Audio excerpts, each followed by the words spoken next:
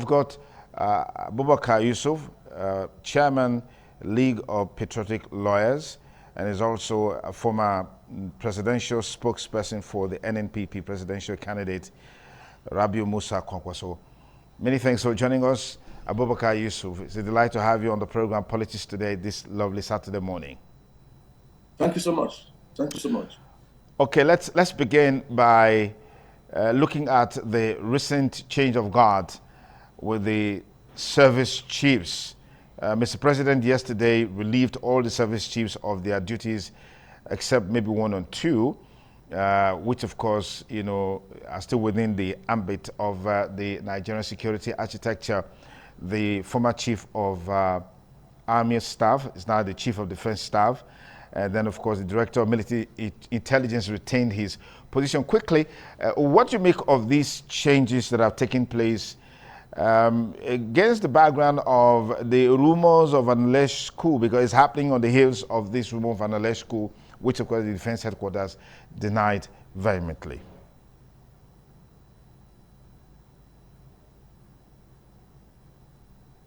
In the realm of speculation, because initially the government of the day denied that there was any coup. But with this sudden change now, it stands to reason that there was indeed a coup, and the change was inevitable. Be that as it may, you also agree with me that when you send a man to represent you, either in a fighting bout or whatever, if that fight is becoming tough and early, there's the need to recall that man. These unholy groups, be it Boko Haram, the kidnappers or whatever, they have been drawing rings around the country. You know, they're taking over virtually everywhere in Kwara, Katsina, and they are making roads into Abuja. And they were part of this southwest. Edo State too, from I don't know how but then what have you, has almost been taken over, especially the roads.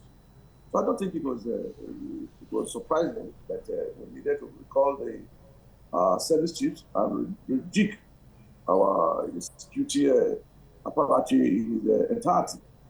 So this is not to blame the service chiefs. They have tried their best. I think there's a need to inject new blood into the system so that this evil past that has been besetting us for the past almost 2 decades, they are put to rest. I say kudos to the president, and let us see how the new service chiefs will be able to excel. And again, I also congratulate the outgone service chiefs for a job well done. So no matter what state they have actually lost some men to pay the super price for this fight against insurgency or what have you. It's good to give the necessary encouragement to the new team whilst bidding the old team farewell. Okay, from former President Goodluck Ebele Jonathan through former President Muhammadu Buhari and now President Bola Ahmed Tinubu, change of service chief has been like a recurring decimal. But the problem, continues to persist. The problem of insecurity, Boko Haram, banditry, armed robbery, and of course kidnapping, which is a major challenge that has bedeviled this country. Are you concerned that, for example, the IGP is still in the saddle, and there's been reaction about the fact that his term has passed and all of that, but he's still in the saddle? Yeah, I'm not only concerned, I'm indeed alarmed that this evil past is still besetting the polity, that we are now like a child without parents. At the Conferencias lecture, Dr. Musa Rabiu Kwankwaso, my mentor, has been able to teach us thoroughly how to checkmate these insurgents. If you will recall very vividly, when Dr. Rabiu Musa Kwankwaso was out of office, Obasanjo, the first appointment he got from Obasanjo was Minister of Defense. Was civilian who was barely in his late 40s, to be asked to take over the other mantle or that ministerial slot from the most feared General Adanjuma, it speaks volumes.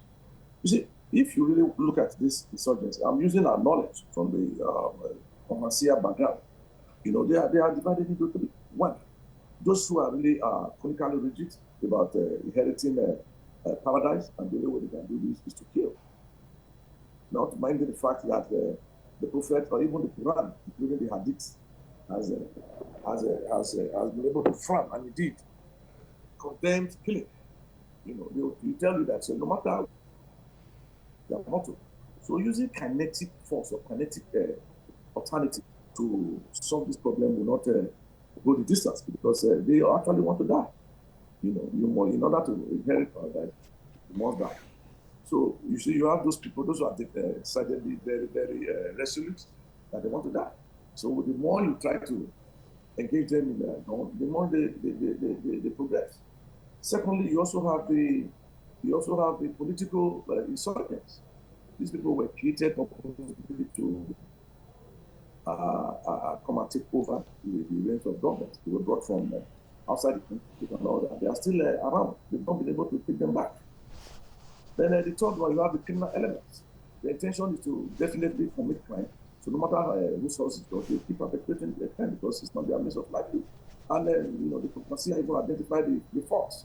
You know, the fault is being pushed into this type of devilish alternative because of geographical factor, which is confined mainly to the Hausa, the Fulani S-men. They've been driven from their various routes because of geographical insufficiency and the case of luscious grasslands. They are coming down the south to look for how to feed their cattle. But until we're able to pigeonhole all these methods, if we are using only one method, if you don't go the distance, hate or like Obasanjo, you cannot take from him the ability to identify aircats, that is a square peg in square hole. So when he brought forth Dr. Musa Rabi, was able to advise the country very well, and we didn't really have too much to go. So we really need to study this fighting and all that. And let me also mention how Jonathan, no matter the shortcomings, was able to checkmate this insurgency in his time.